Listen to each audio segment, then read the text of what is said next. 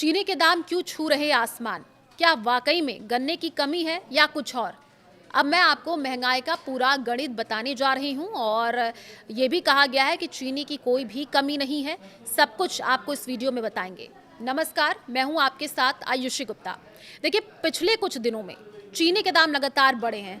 सहारनपुर की अगर हम बात कर ले तो सहारनपुर में भी चीनी के दाम 8 से 10 दिनों में 45 रुपए से बढ़ करके 65 से 70 रुपए तक पहुंच चुकी है, जो आम आदमी की पहुंच से दूर जा रही है।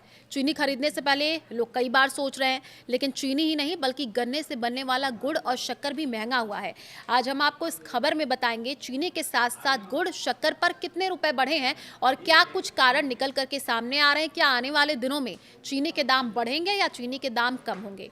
देखिए, सहारनपुर की बेहट विधानसभा के गांव कोथड़ी बहलोलपुर के रहने वाले संजय चौहान, जो कि सहारनपुर में सबसे ज्यादा गुड़ और शक्कर का उत्पादन करते हैं, उन्होंने ये बताया है कि लंबे समय से किसानों की ये मांग देखी जा रही थी कि किसान अपने गन्ने को काट करके मिलों में डाल देता है और मिलों में साल साल भर तक उनका पैसा रुका रहता है। इसलिए किसानों ने गन्ने की खेती को करना कम कर दिया।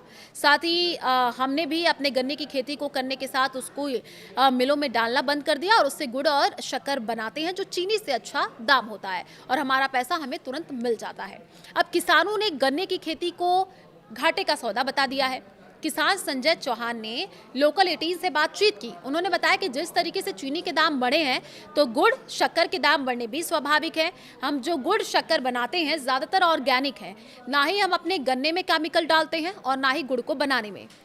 पहले हमारे शक्कर का रेट 120 रुपए प्रति किलो और गुड़ का रेट 140 प्रति किलो रुपए था, जो कि अब बढ़ करके 150 और 170 रुपए हो चुका है।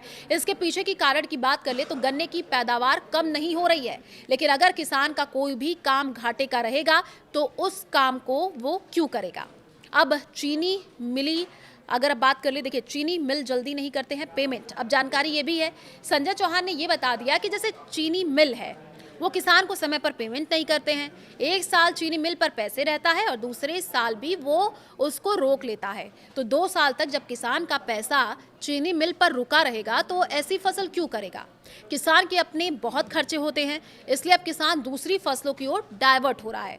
हम लोगों ने पिछले 8 साल पहले ही चीनी मिलों में गन्ना डालना बंद कर दिया था। इस तरीके के रिएक्शन आए हैं। उन्होंने कहा कि अब हम उस गन्ने से गुड़ शक्कर तैयार करते हैं, उसमें हमें किसी प्रकार का नुकसान नहीं होता, तो हमें ऑर्डर ज़्यादा मिलते हैं और हमें पैसा साथ के साथ मिल जाता है।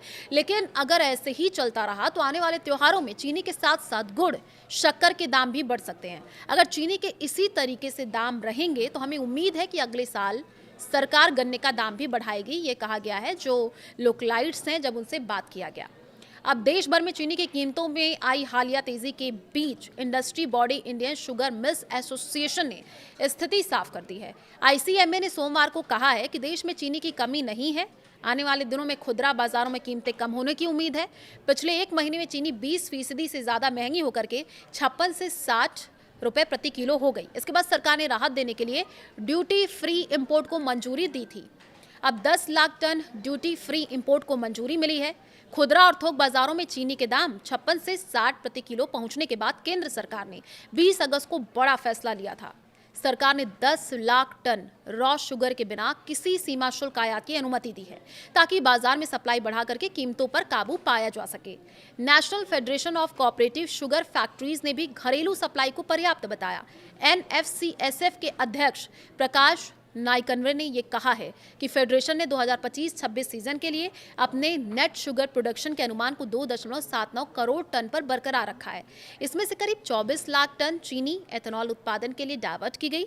भारत में हर साल इस तरीके से जानकारी मिली तो अभी चीनी के दाम को लेकर के देखिए स्थिति साफ हो चुकी है और इस पर जो रिएक्शन आया है वो भी मैं आपको बता दूं।